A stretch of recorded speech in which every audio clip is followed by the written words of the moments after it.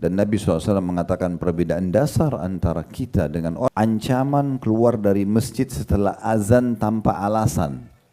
Perbedaan antara iman sama kemunafikan itu kalau meninggalkan.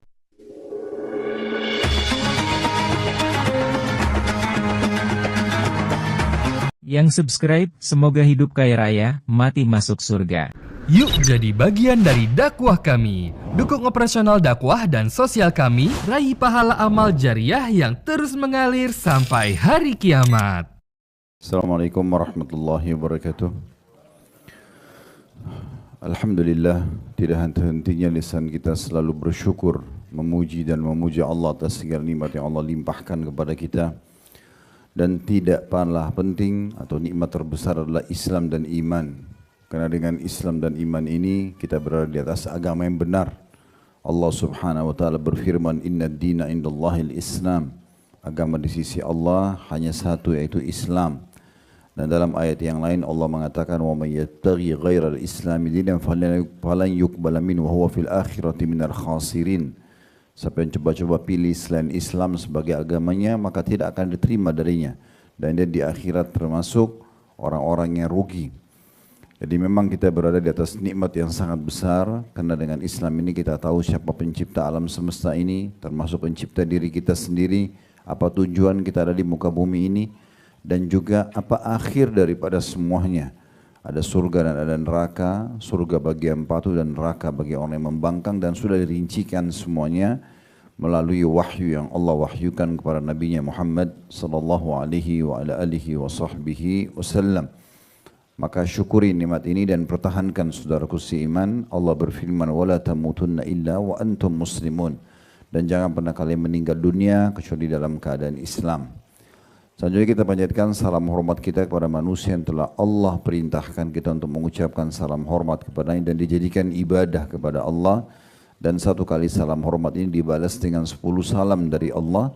Dan salam Allah kepada kita berarti pengampunan dosa, peninggian derajat, penerimaan amal-amal saleh dan solusi dari permasalahan.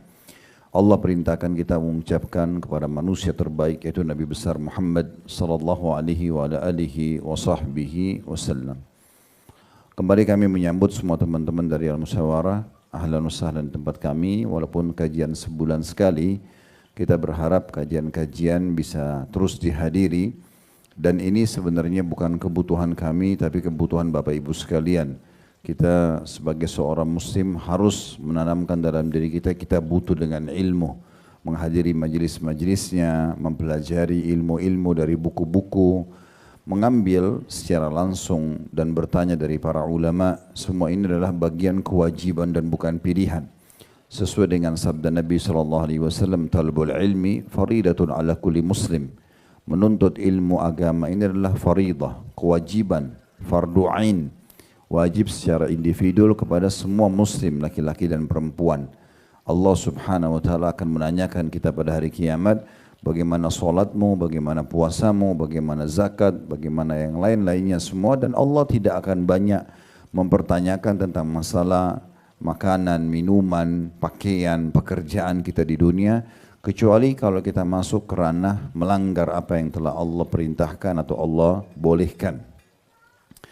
Kalau yang lain maka tidak akan banyak ditanya oleh Allah SWT. Tapi masalah agama ini akan ditanya oleh Allah SWT. Orang kalau tidak sholat akan masuk neraka. Orang kalau tidak zakat maka juga akan dihukum di neraka. Dan seterusnya. Maka kita harus merasa peduli dengan majelis-majelis ilmu seperti ini. Kita harus mendatangi ilmu tersebut. Dan memang menanamkan dalam diri kita ini adalah kewajiban, bukan pilihan. Bukan kapan saya mau, kapan saya lagi mood, kapan saya ada waktu. Itu semua tidak benar. Harus dihapus dari kamus kita atau di benak pikiran kita, keyakinan-keyakinan seperti ini. Tapi kita harus merasa kita lebih butuh dengan ilmu daripada makanan pada saat lapar, minuman pada saat haus, tempat tidur pada saat ngantuk, dan obat pada saat kita sakit. Karena agama ini akan memandu kita, mana makanan, mana minuman, mana obat, dan mana tempat tidur yang boleh dinikmati dan mana yang tidak boleh dinikmati. Sehingga kita bisa menjadikan ajang pendekatan diri kepada Sang Pencipta Allah Subhanahu wa ta'ala. Dan Nabi Muhammad SAW sangat gembira dengan para penuntut ilmu. Setiap kali ada orang datang kepada beliau di Madinah waktu itu, dan mengatakan, ya Rasulullah, saya ingin datang belajar agama, maka beliau mengatakan, marhaban bitalabatil ilm, selamat datang para penuntut ilmu. Imam Ibn Qayyim rahimahullah bahkan menyusun lebih dari 100 keutamaan para penuntut ilmu. Dan sudah cukup ya hadis-hadis Nabi SAW yang menyebutkan tentang malaikat akan bersama para penuntut ilmu, mereka akan dianggap di jalan Allah, kemudian diberikan pahala haji lengkap kalau ikhlas keluar untuk menuntut ilmu, dan sekian banyak keutamaan tentunya yang bisa kita raih hanya dengan duduk beberapa saat mendengarkan agama Allah subhanahu wa ta'ala. Dan tentu kita juga faham sama-sama efek daripada majelis ilmu seperti ini tidak ada kecuali kebaikan. Pasti akan menambahkan iman kita, dan kita sudah harus tahu pondasi keimanan kepada Allah supaya kita lebih dekat dengan Allah sang pencipta, kita mau mengerjakan perintah, meninggalkan larangan, itu adalah ilmu. Iman akan datang setelah ilmu. Kalau ilmunya sudah ada baru imannya ada. Kemudian setelah itu baru ya kita bisa beranjak melaksanakan perintah-perintah dan larangan-larangan yang merupakan tujuan utama kita diciptakan di muka bumi ini. Oleh itu teman-teman sekalian, berdesak-desaklah, beramai-ramailah datang ke majelis ilmu dimanapun itu, dan tanpa harus melihat siapa yang menyampaikan, tapi apa yang disampaikan. Kalau itu disampaikan, kalau Allah, kalau Rasul, Allah berfirman, Rasulullah SAW bersabda, dan diberikan pemahaman-pemahaman dinukil dari para ulama-ulama yang benar, kenapa tidak? Karena kita akan sangat mendapatkan pahala dan menjalankan kewajiban kita di sisi Allah Subhanahu wa taala.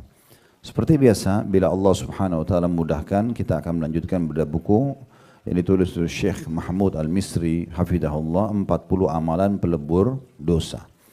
Selalu kami ingatkan di awal pembukaan, di sini di buku kita dosanya memang dibuat oleh penerbit dengan berwarna merah karena memang penting. Nah, dosa itu artinya pelanggaran. Pelanggaran berarti sangat dekat konsekuensinya dengan hukuman. Nah, jadi kita harus paham setiap kita lakukan pelanggaran berarti kita harus siap dengan konsekuensi hukumannya apapun itu. Orang melanggar rambu-rambu lalu lintas saja mungkin dia bisa lolos, mungkin tidak, tetapi sebenarnya dia sangat dekat dengan ancaman. Lebih banyak persentase dia akan dihukum gitu ya. Nah, semuanya sama, apapun yang kita langgar di kantor, dengan partner bisnis kita dan segala macam, dan sehebat apapun kita mengemas kesalahan itu atau kecurangan, pasti Allah punya cara untuk membongkarnya. Oleh karena itu kita menghindari semua pelanggaran-pelanggaran ini. Nah, kelebihannya dalam agama Islam, Allah Subhanahu wa taala memudahkan kita bisa melebur dosa-dosa itu. Kalaupun pernah kita lakukan, maka kita masih bisa punya peluang, diberikan peluang untuk memperbaikinya, melebur, membersihkan. Dan saya sudah pernah jelaskan, saya titik beratkan lagi, kalau kita memohon ampun dan taubat kepada Allah Subhanahu wa taala untuk dileburkan dosanya atau dimaafkan, kita mendapatkan dua manfaat besar. Yang pertama, hilangnya hukuman yang bisa datang karena pelanggaran tersebut. Karena taubat ini kata Nabi SAW, at-taibu kaman la dzamba, at-taibu min adz-dzambi kaman la dzambalah. Orang yang bertobat dari satu dosa maka seperti tidak ada dosanya sama sekali. Artinya akan lolos dari efek jerah hukuman dari dosa tersebut. Yang kedua, kembalinya fasilitas yang tertahan karena dosa-dosa itu. Seperti misalnya kalau kita melakukan pelanggaran di kantor, biasanya kalau kita dapat SP, walaupun cuma SP1, SP2, biasanya ada konsekuensi dari itu ya. Seperti kami misalnya di kantor, kami buat peraturan, ada dibuka peluang untuk pinjaman bagi para staf ya. Tetapi dengan syarat dalam setahun tidak ada SP-nya, ya, prestasinya tercapai. Berarti ada konsekuensi, ada fasilitas yang bisa hilang. Nah, itu bisa ya kembali fasilitas tersebut. Dan kata Nabi SAW, sesungguhnya ada rezeki sebagian orang tertahan karena dosa yang dia lakukan. Nah, itulah manfaat kenapa kita mempelajari 40 poin dari ya sebab-sebab digugurkannya dosa sehingga tidak datang lagi hukuman kepada kita tentunya. Dan insya Allah kita akan lanjutkan bahasan kita pada kesempatan ini. Setelah kita bahas yang lalu pernah di poin pertama mati di atas tauhid, kemudian kita juga sudah membahas tentang menyempurnakan wudu dan berwudu, dan juga sholat 2 rakaat sesudah wudu itu. serta juga tentang sholat taubat, yang kalau orang berbuat dosa kemudian dia berwudu lalu dia sholat 2 rakaat, maka lalu dia beristighfar, maka Allah akan ampuni dosanya. Ini semua termasuk pelebur-pelebur dosa. Intinya sebenarnya sih berhubungan dengan masalah wudu dan sholat gitu ya. Beberapa poin, dari poin 2 sampai poin 4 dari 40 pelebur tersebut. Nah di kali ini kita akan membahas tentang masalah pelebur yang kelima menurut Syekh Mahmud Al-Misri, yaitu tentang masalah sholat berjamaah di masjid. Tentu yang keenam pun banyak melangkah kaki ke masjid dan menunggu sholat sesudah sholat. Ini juga termasuk yang akan menjadi fokus bahasan kita. Begitu juga dengan pelebur nomor 5, menjaga sholat 5 waktu dan sholat Jumat. Nanti ini kita akan bahas di pertemuan akan datang berhubungan dengan masalah sholat Jumatnya. Namun sholat berjamaahnya, sholat 5 waktu akan kita bahas pada kesempatan ini. Mungkin teman-teman sekalian di awal bahasan kita, begitu Anda mendengarkan, oh judulnya sholat berjamaah. Udahlah, saya kan sudah sholat, saya sudah berjamaah, untuk apa saya belajari lagi? Perlu Anda ketahui bahwasanya anjuran para ulama kepada setiap muslim dan muslimah agar selalu mengulang-ulangi ya tema bahasan agama ini. Beda orang yang mendengarkan 1 kali keutamaan tentang sholat, tentang puasa dengan orang yang mendengarkan 5 kali, dengan orang yang mendengarkan 10 kali. Terkadang ada beberapa jenis ibadah setelah kita dengarkan yang ke-10 kali baru kita termotivasi mengerjakan. Contoh misalnya sholat duha.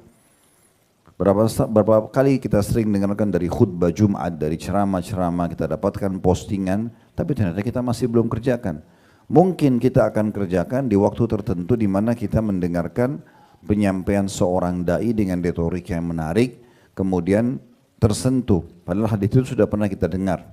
Begitu juga dengan mengucapkan salam, begitu juga dengan menuntut ilmu, begitu juga dengan haji dan umroh, dan sekian banyak ya ibadah-ibadah yang disebutkan dalam agama Allah Subhanahu wa taala. Selain daripada itu memang kalaupun kita sudah mengerjakan sholat ini, kata Nabi SAW, ibadah itu punya masa jenuh. Ibadah itu punya masa jenuh karena rutin begitu terus. Subuh 2 rakaat terus waktunya sama, duhur 2 rakaat, 4 rakaat terus waktunya sama, asar juga, maghrib juga, isya juga, sama semuanya. Sama bacaannya, sama gerakannya, sama semuanya. Ini rutinitas ini biasanya menyatakan kejenuhan. Kata Nabi SAW memang ada masa-masa dia meningkat dan ada masa-masa dia turun. Nah mengurangi keutamaan, mengulangi keutamaan itu akan mencas kita kembali. Sehingga sebelum turun datangnya masa kita jenuh itu sudah ada ya penopangnya, atau bahkan pada saat kita lagi jenuh, lagi malas sholat di rumah aja deh, atau ya sholat azan dan nanti aja sholatnya 10 menit lagi, 20 menit lagi misalnya menundanya, maka dengan mengingat kembali keutamaannya kita akan ya kebangkit kembali. Oh sudah, saya nggak boleh nih ya, karena selisih antara orang yang datang mengerjakan sholat di takbiratul ihram pertama imam akan beda pahalanya dengan orang yang datang imamnya sudah waladhdallin. Karena sudah ada bacaan iftitah yang dia ketinggalan, ya 6 ayat pertama misalnya dari surah Al-Fatihah dia kehilangan, ya. Makanya Nabi SAW mengatakan siapa yang tidak ketinggalan takbiratul ihram pertama imam 40 hari, 5 waktu sholat, dia akan selamat dari api neraka dan sifat kemunafikan. Jadi memang beda. Beda dengan orang yang masbuk 1 rakaat, beda orang yang masbuk 2 rakaat, beda orang yang dapat cuma tahiyat terakhir. Maka beda dari sisi pahalanya. Kalau Anda menghitung, tapi kan saya cuma ketinggalan 1 sholat Ustaz. Kita di dunia ini, Bapak Ibu sekalian, hitungannya bukan 1 kali, tapi akumulasi. Makanya kita setiap hari sholat terus. Setiap hari kita kalau makan baca bismillah. Kenapa tidak 1 kali seumur hidup saja? Memang dia akumulasi. Dan kalau kita bicara akumulasi, berarti setelah diakumulasikan, dari seminggu Anda nggak sholat berjamaah di masjid misalnya, atau dari seminggu Anda masbuk, itu sudah cukup banyak akumulasi kita ketinggalan pahala dibandingkan orang yang memang menjaga selama seminggu itu.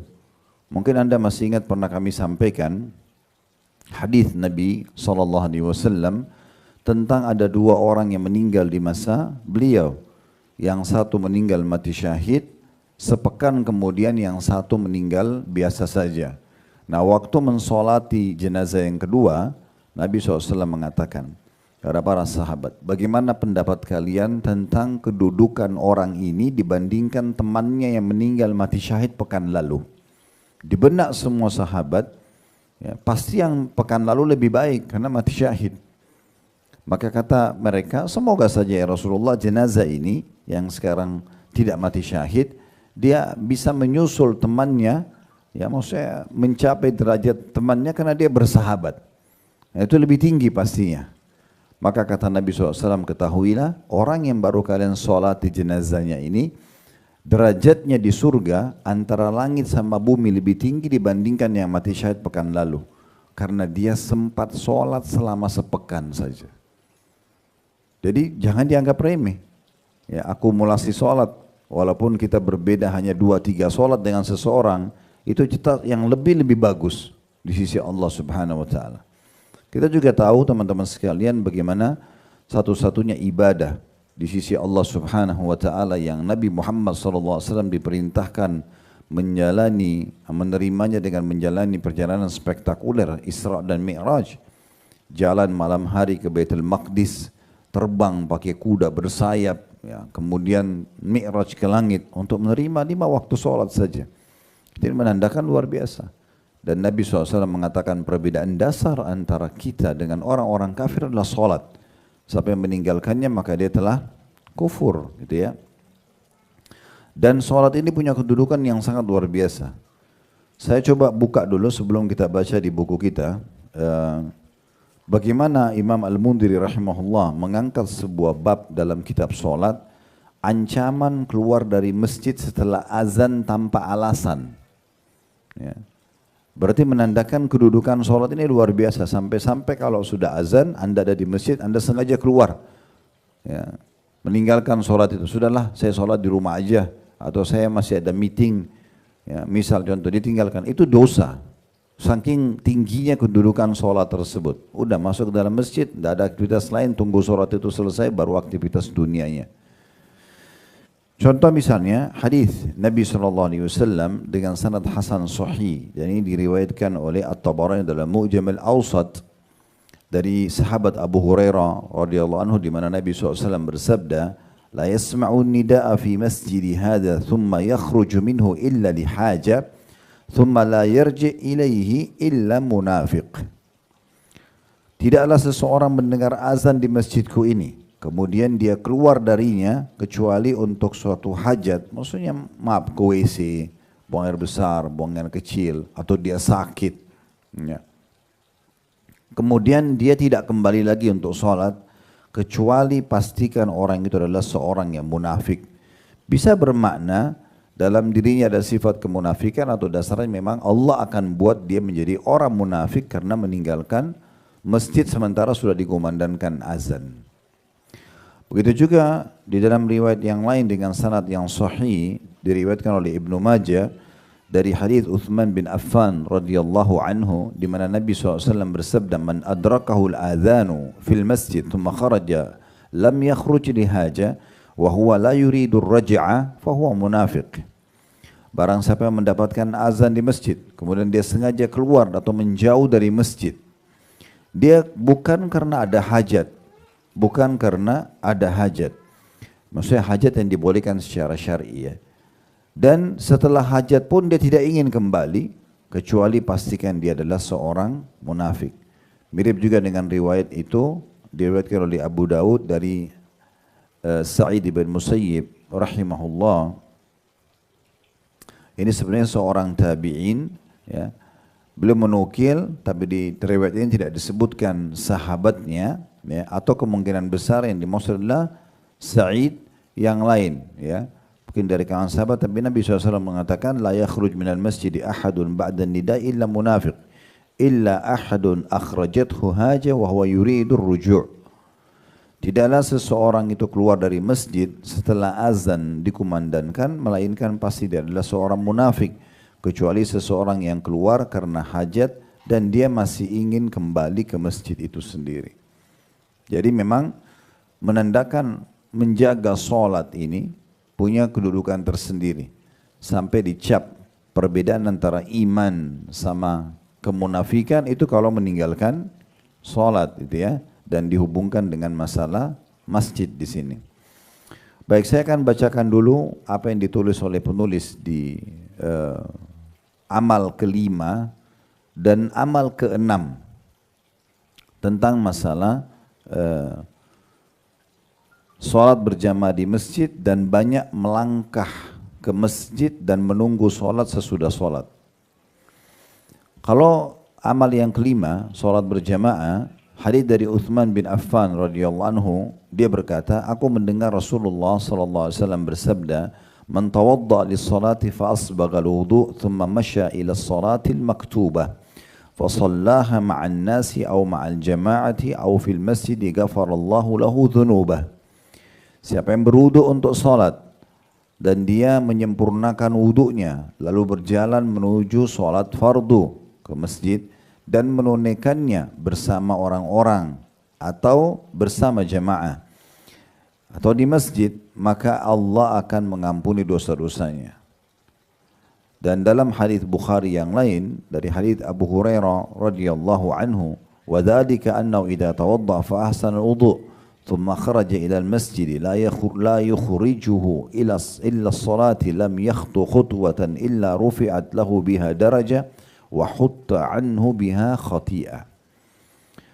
Hal itu disebabkan karena Allah subhanahu wa ta'ala dilipat gandakannya pahala solat didapatkan karena jika dia berwudu dan menyempurnakan wudunya atau membaguskan kemudian keluar menuju ke masjid, tidak ada yang mendorongnya keluar kecuali karena solat ke masjid, maka tidaklah dia melangkah satu langkah melainkan diangkat satu derajat untuknya dan dihapus darinya satu kesalahan.